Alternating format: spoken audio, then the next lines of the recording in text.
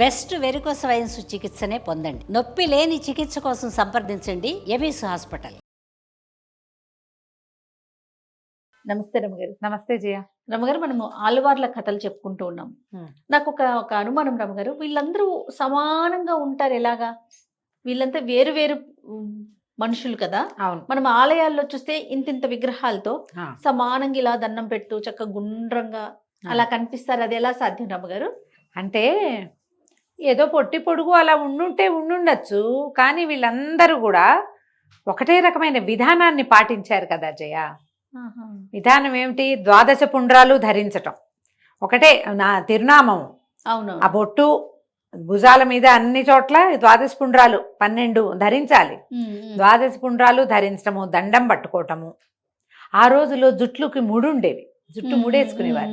మరి ఇప్పుడు అలాంటి వాళ్ళు కనపడితే సడన్ గా మనకు ఒక్కలాగానే కనపడరా? అవును. పైగా పూర్వపు కాలం వాళ్ళు కాబట్టి. ఇప్పుడు భగవంతుని అవతారాలు అనుకోండి, రాముల వారికి కోదండము, నరసింహస్వామికి కరాళము, కృష్ణుడికి వ్యత్యస్త పాదము మురళి, అక్కడి నుంచి నెమలిపించము, ఆయన సర్వాలంకార శోభితుడు. విష్ణుమూర్తికి కూర్చున్న విష్ణుమూర్తి వేరు, శయనమూర్తి వేరు, నిలబడిన వెంకటేశ్వర స్వామి పెద్ద ఆయన వేరు, ఉన్నారా? వేరు. ఇప్పుడు వాళ్ళలో ఏంటంటే ముఖాలు కవళికలు ఒకటే, స్వరూప విధానాలు వేరుగా ఉంటాయి కాబట్టి మనకి వేరే వేరేగా కనపడతారు. ఇప్పుడు వీళ్ళు ఆళ్వార్లందరూ భక్తిపరులు, నమస్కార ముద్రలోనే ఉంటారు. అవును. అందరూ ద్వాదశ పుండ్రాలే ధరిస్తారు. అందరికీ తలకు శిఖలు ఉన్నాయి, జుట్టు ముడి ఉంది. మరి అప్పుడు గబుక్కున ఒకటేలా కనపడే అవకాశం ఉంది కాబట్టి ప్రతిమలే కదా అవి. ఇప్పుడు అది పర్టికులర్ గా వారిదే ప్రతిమ అయి ఉండకపోవచ్చు, ఎప్పటి నుంచో ద్వాపరయుగం నుంచి ఉన్నారు కదా. ఈ స్వరూపంలో ఇట్లా ధ్యానముద్రాంకితులుగా ఉంటారని, ఈ ద్వాదశ పుండ్రాలు ధరిస్తారని, తిరునామం తీర్చుని ఉంటారని ఒక దీంతో అంటే ఒక లెక్కతోటి చేయబడతారనమాట. అందుకని మనకు అట్లాగే కనపడతారు. భగవద్ రామానుజుల వర్ణంలోనే మనకి ఆకర్ణాంత దీర్ఘనేత్రులు, ఆయన చాలా పెద్ద పెద్ద కళ్ళట భగవద్ రామానుజులు. నేను నీకు ఒక కథ చెప్పాను, విశాల నేత్రాలు. అందులో ధనుర్దాసుకి స్వామివారి నేత్రాలు చూపిస్తానంటారు. అవును. ముందే నా భార్య నేత్రాలు ఎంత అద్భుతమైన నేత్రాలు ఎక్కడా చూడలేదు, ఆమె చాలా గొప్ప నేత్రాలు అంటే రాసుకుంటున్న భగవద్ రామానుజులు కళ్ళెత్తి చూశారట. రామానుజులు కళ్ళెత్తి చూసేసరి కల్లా ఆ కళ్ళకి మైమరిచిపోయాడు ధనుర్దాస్. అంత అద్భుతమైన నేత్రాలు ఆయనవి. ఇంతకంటే పరమాద్భుతమంది భగవన్ నేత్రద్వయాన్ని చూపించారు అతనికి. ఇప్పుడు వారి సంగతి కొంత మనకి తెలిసి ఉంటుంది. విశాల నేత్రాలు తీర్చిదిద్దారు భగవద్ రామానుజులకి. మిగిలిన వాళ్ళ సంగతులు అంత బాగా తెలియదు కాబట్టి స్వరూపం ఒకేలా ఉండినట్టు కనపడుతుంది అనమాట. ఈ 4వ ఆళ్వార్లు తిరుమసై ఆళ్వారు. మసయ్యో అది మഴయ్యో నాకు తెలీదు, తెలుగులో మాత్రం మసై అని రాయబడుతుంది, తిరుమసై. ఈయన శ్రీకృష్ణుల్లాగా ఓ చోట పుట్టి ఇంకో చోట పెరిగారు. వీరిని భక్తిసారులు అంటారు, శ్రీభక్తిసారుడు అని చెప్తారు. ఈయనది చాలా అద్భుతమైన గాథ జయ. ఈయన పూర్వమట భార్గవులు అనేటువంటి ఒక ముని ఉండేవారు. వాళ్ళు యజ్ఞదీక్షలో ఉన్నప్పుడు ఆయన భార్య గర్భవతట. ఆమె చెరువుకి నదికి నీరు తీసుకురావడానికి వెళ్ళినప్పుడు ఈ నీళ్లు తీసుకొస్తుంటే ఒక పులిగాండ్రింపు వినపడిందట. ఆమె అదిరిపోతే గర్భపాతం జరిగిందట. ఒక మాంసఖండంగా పడిపోయింది గర్భం, శిశువుగా కాదు. ఓహో. అయితే ఏమైందట, ఈ దీన్ని ఆ పడిపోయిన మాంసం ఖండంగా కనపడుతున్న పిండాన్ని ఆమె ఆ పక్కన ఉన్నటువంటి పేము పొదలో, పేము ఉంటుంది కదా ఇప్పుడు మన కేన్ అంటాం, పేము పొదలో ఉంచి ఆమె స్నానం చేసి పతి సేవకి వెళ్ళిపోయిందట. వెళ్ళిపోతే ఆ ప్రాంతము మహిసార క్షేత్రం అంటారు ఆ క్షేత్రాన్ని. అది ఎంత అత్యద్భుతమైన దేవాలయం, జగన్నాథ స్వామి మంగవల్లి తాయారు అమ్మవారు. వాళ్ళు అటువైపు వస్తూ ఈ మాంసఖండంగా ఉన్న పిండాన్ని చూసి కళేబరమే కదా, అంతే, శిశువుగా రూపాంతరం చెందించారు. వారు ప్రాణం పోసారట. అబ్బా. ప్రాణం పోస్తే వాళ్ళిద్దరు కళ్ళు తెరిచేసారు కదా, శిశువుకి వాళ్ళిద్దరూ కనపడ్డారు. వాళ్ళు కాసేపు ఉండి వెళ్ళిపోయారట. వెళ్ళిపోతే వాళ్ళు వెళ్ళిపోయారని ఏడుస్తున్నాడట. అపరాకృత సౌందర్యం ఉంది భగవంతుడు అమ్మ దేవేరుతో కలిసి పరమాత్మే దర్శనమిస్తే దాన్ని చూసిన మాంసనేత్రం ఇంకో దాన్ని చూడగలదా? వాళ్ళు వెళ్ళిపోయారని ఏడుస్తూ ఉంటే ఆ ప్రాంతానికి వచ్చినటువంటి ఒక ఈ పేము బెత్తాలు అవి కోసి పని చేస్తారు కదా, మేదరవాడు, అతను చూశాడట. చూసి శిశువుని ఇంటికి తీసుకుపోయాడు. పిల్లవాడు జీవించున్నాడు కదా, ఎంత తేజోమయ స్వరూపుడుగా ఉన్నాడో. పిల్లవాడికి పాలు లేవు, ఏం లేవు. తీసుకెళ్తే ఈ పిల్లాడిని ఇట ఎత్తుకునేసరికల్లా మేదరి వాడి భార్యకి పాలు చేపొచ్చినాయట. సంతానం లేదు వాళ్ళకి. ఆ సంతోషం పట్టలేక పాలు వస్తే ఆవిడ తల్లి పాలు తాగలేదట ఆయన. ఒట్టిగా పిల్లాడు పెరుగుతూ ఉండేవాడు. పాలు లేవేం లేవు. ఆహారం లేకుండానే శిశువు దినదిన ప్రవర్ధమానంగా కనపడేవాడు. ఏమీ లేదు. కాళ్ళు చేతులు ఆడిస్తూ అంతకుముందు తను చూసిన ఆ భగవత్ స్వరూపాలని తలుచుకుంటూ ఉండేవాడు. పిల్లవాడు పెరుగుతుంటే అదే ప్రాంతానికి చెందిన ఒక వృద్ధ మేదర దంపతులు పిల్లవాడి తల్లి దగ్గర పాలు తాగట్లేదు, ఎవరు మానవుల్లో పాలు తాగట్లేదని మంచి ఆవు ఎవరి దగ్గర ఉంటే వాళ్ళ దగ్గర నుంచి కాసిన పాలు తీసుకొచ్చి కాచి పంచదార వేసి పట్టుకొచ్చి ఇచ్చేవాడు. అవి తాగేవాళ్ళు. రోజు తెస్తే నాకు వద్దని వాడు ప్రతిరోజు పట్టుకొచ్చేవాళ్ళ. వాళ్ళు పట్టుకొస్తే ఇంత వెంబడబడి అడుగుతున్నారని తాగటం మొదలుపెట్టాడు. ఆయన పాలు తాగి ఆ పాలని వీళ్ళకి ఇచ్చాట, ఆ వృద్ధ దంపతులకు. అప్పటికి చాలా పెద్దవాళ్ళు వాళ్ళు.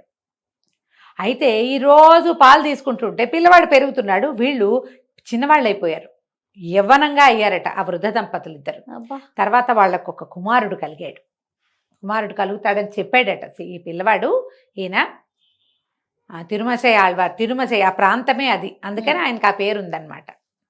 అయితే ఈ వాళ్ళకి ఒక కుమారుడు కలిగాడు. కణికృష్ణుడు అనే పేరుతోటి ఆ పిల్లవాడిని పెంచుకున్నారు వాళ్ళు. కణికృష్ణన్ ఆయన పేరే అది. అయితే ఈ కణికృష్ణుడు విష్ణుభక్తి పరుడుగా, బ్రహ్మాండమైన అత్యద్భుతమైన కవిత్వం చెప్పేవాడిగా తయారయ్యాడు. ఈయనతోటి కలిసి ఉండేవాడు. ఈయన్ని భక్తిసారులు అనేవాళ్ళు. ఈయన నిరంతరము భగవద్ధ్యానంలో ఉండేవాడు. అయితే ఈయనకు ఒకసారి పేయాళ్వార్లు దర్శనమిచ్చారు. మనం ముందు కథలో చెప్పుకున్నాం కదా, పేయాళ్వార్ అంటే మొదలాళ్వార్లలో ఆయన ఒకరు. పేయాళ్వార్లు కనపడి ఈయన అప్పటికి శివభక్తుడుగా ఉండేవారు. ఈయన ఈ తిరుమసై ఆళ్వార్లు సమీప దేవాలయ దర్శనం కూడా చేస్తూ ఉండేవారు. అయితే ఆయన ఎట్లా కనపడ్డారు, ఈ పేయాళ్వారు ఒక చెట్టుని తిరగేసి, అంటే గుణపాన్ని పాతిపెట్టి నీళ్లు పోస్తున్నారని ఒక కథ చెప్తారు. చెట్టుని పీకి వేళ్ళు పైకిను తల కిందకి పెట్టి పాతి పెట్టారు. వేళ్ళు పైన ఉన్నాయి. ఒక పగిలిపోయిన ఒక చిల్లుకుండతోటి నీళ్లు నదిలోంచి వాగులోంచి తీసుకొచ్చి పోస్తూ ఉంటే ఈయన అడిగారట, నువ్వు చేసే పని ఏం పని, ఇది పిచ్చి పని కాదా, నువ్వు మొదలుకి కదా నీళ్లు పోయాలి, నువ్వు తలకి పోస్తున్నావు నీళ్లు, పైగా చిల్లుకుండతో తెస్తే అది ఎట్లా స్వీకరిస్తుంది, నీళ్ళన్నీ పోతాయి కదా, ఇది మొలకెత్తదు, అది ఇది కాదు అని అనేసరికల్లా పేయాళ్వారు చెప్పారట, నువ్వు చేస్తోంది కూడా అదే, పరతత్వం ఎవడో తెలుసుకోవట్లేదు నువ్వు, దీనికి మొదలెవరు, ఎవరి వల్ల ఈ సృష్టి పెరిగింది, ఎవరి వల్ల ఇది నడుస్తోంది, అతడిని ధ్యానించాలి నువ్వు ఆయనని వదిలిపెట్టి ఇతర దైవాన్ని ప్రార్థిస్తున్నావు అని చెప్పారు. అప్పుడు నారాయణ తత్వాన్ని బోధించారట. పేయాళ్వారే తిరుమసై ఆళ్వార్లకి భక్తిసారులకి బోధించారు. మేదర్ వాళ్ళ కుటుంబంతో ఉండేవాడు కదా ఈయన. వీళ్ళు నీ కులం ఏమిటి, నీ మతం ఏమిటి, ఈ ప్రశ్నలు ఉండేవి కాదు.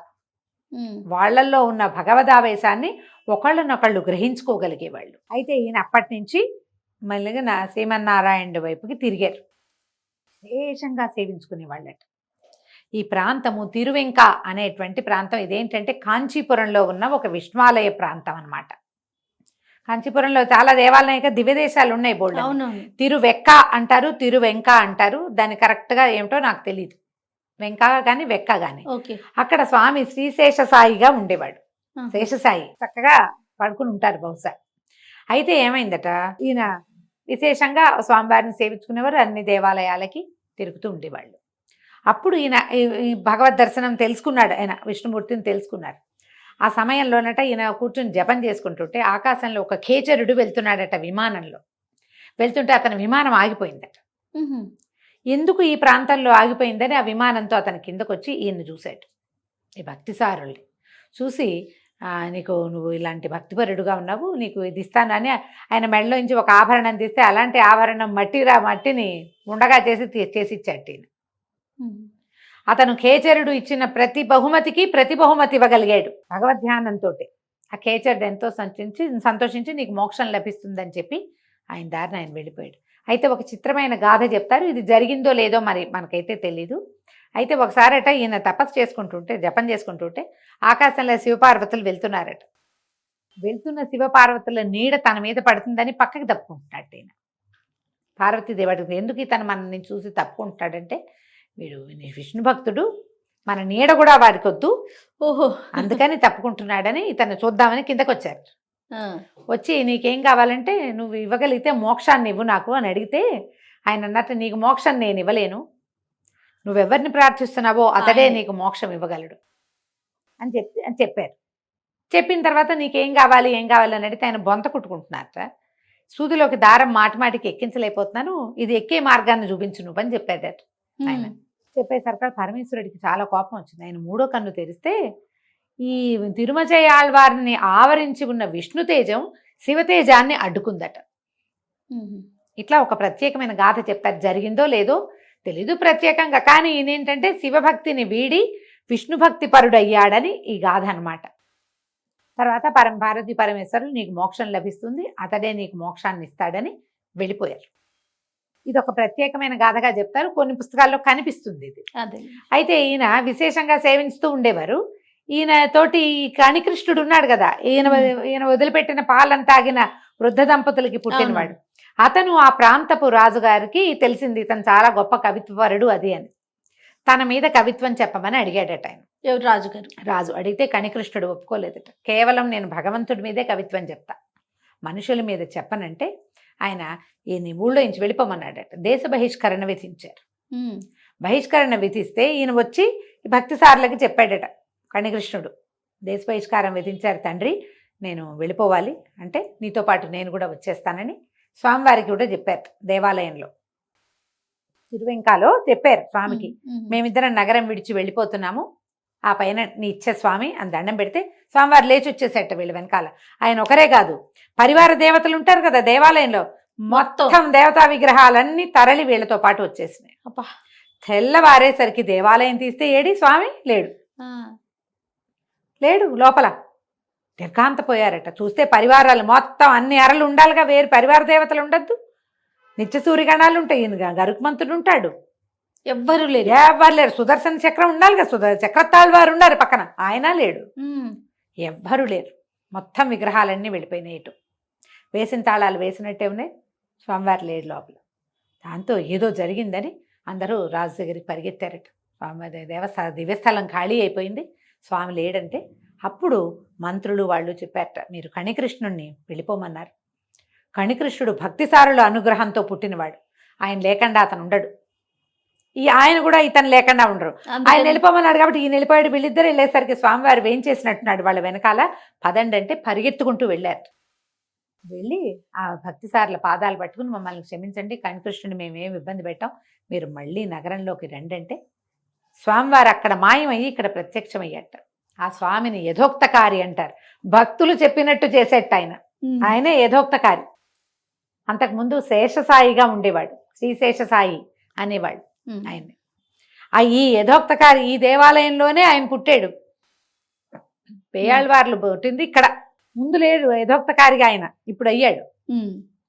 ఆ యథోక్తకారి సన్నిధిలో ఎంత యథోక్తకారి పెరుమాళ్ళు ఇప్పుడు ఉన్నాడు కాంచీపురంలో.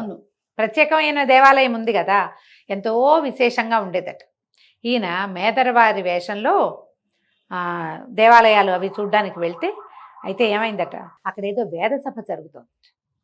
వేదసభ జరుగుతుంటే ఈయన మరి మేదరవాడు అనేసరికల్లా ఇలా అస్పృశ్యులుగా అలా ఉండేవాడు. ఆయన చూసి వేద పఠనం ఆపేశారట. ఆపేశాక ఈయన అవతలకి వెళ్ళంగానే మళ్ళీ మొదలుపెట్టి జ్ఞాపకం రాలేదట, ఎక్కడ ఆపారో అక్కడ. ఆయన వెనక్కి తిరిగి ఒక నల్లని వడ్ల గింజని ఇట్లా ఒలిచి గోటితో చూపించారట అక్కడ ఏం చదవాలి అని. అప్పుడు ఆ పదంతో, ఆ కృష్ణ వర్ణంతో ఉండేటువంటి ఆ పదాన్ని మొదలుపెట్టి చెప్పగలిగారనమాట. వాళ్ళు కొంచెం అంటి ముట్టనట్టే ఉండేవాళ్ళు. అయితే ఏమైందట, దేవాలయ దర్శనం కుదరక ఈయన ఇట్లా మేదర్వాడి స్వరూపంలోని దేవాలయానికి ఇలా ప్రదక్షిణ చేస్తుంటే లోపల ఉన్నటువంటి స్వామి విగ్రహం తిరగటం మొదలుపెట్టిందట. ఆయన ఇటు తిరిగితే అటు తిరిగిపోతుందట. ఇదేమిటి, ఇదేదో జరుగుతోందని ఏం జరిగింది అని చూస్తే ఈయన లోపలికి రానివ్వలేదు, మేదర్ స్వరూపంలో ఉన్నారు, మేదర్ వాళ్ళ అవతారంలో. అందుకని స్వామివారు తిరిగిపోయేవాడట. అంత భక్తిపరుడు అనమాట ఆయన. ఈయన మీద ఇంకొక కథ చెప్తారు. వీరు కుంభకోణం వెళ్ళారు. కుంభకోణంలో దేవాలయ సన్నిధిలో విష్ణువాలయం ఒకటి ఉంది, ఆరావముద్దు పెరుమాళ్ళు, ఆరావముదు అని. ఆయన పడుకుని ఉంటారు, స్వామివారు పడుకుని కనపడతారు. ఈయన వెళ్తే ఈయన చూసి నవ్వలేదట, ఈ భక్తిసారులను చూసి పలకరించలేదని ఈయన ఒక ఇది చెప్పారట, పాసురం. ఏమని, నువ్వేమిటి అలసిపోయావా, నువ్వు చేపలగా మారి పడవని తోసుకొచ్చావు, అలసిపోయావు, కూర్మంగా మారి నువ్వు కొండని మోయవలసి వచ్చింది, అలసిపోయి ఉంటావు. తర్వాత భూమిని లేవదీశావు, అలసిపోయావు. రాముడు పోయి ఇంతమందిని జయించావు, జనస్థానంలో వీళ్ళందరినీ సంహరించావు, అలసిపోయావా? అందుకే నన్ను చూసి పలకరించట్లేదంటే స్వామివారు తలకాయ ఎత్తి పలకరించాడట. ఇప్పటికీ కూడా ఆ దేవస్థానంలో స్వామి తల ఎత్తి కనిపిస్తారు. అవును రమ్మగారు, అదే స్వరూపంలో ఇప్పటికీ దర్శనమిస్తారు. ఎంత విశేషమైన గాథ చూడు. అద్భుతం. కొన్ని కన్నా వింటుంటే మనకు గూస్ బంప్స్ వస్తాయి, ఎట్లా జరిగి ఉంటుందా ఇది. అవును. ఈ భక్తి సార్లు చాలా సంవత్సరాల పాటు ఇలా సంచారిగా ఉండి అనేక దేవస్థానాలు దివ్యదేశాలు చూసి ఆ స్వామి మీద ఎన్నో రకాల పాసురాలు చెప్పి తర్వాత ఆయన దారిన ఆయన వెళ్ళారనమాట. ఈయనకి ఆ భగవద్ దర్శనం చేయించిన వారు పేయాళ్వారే. ఈయన పుట్టేదాకా ఆయన ఉన్నారు. ఓకే. ఈ తర్వాత ఈ భట్టనాథులు అంటే మన పెరియాళ్వారి గాథ కూడా చెప్పుకుంటాము, అది కూడా చెప్తాం తప్పకుండా రమ్మగారు. నమస్తే. నమస్తే జయ.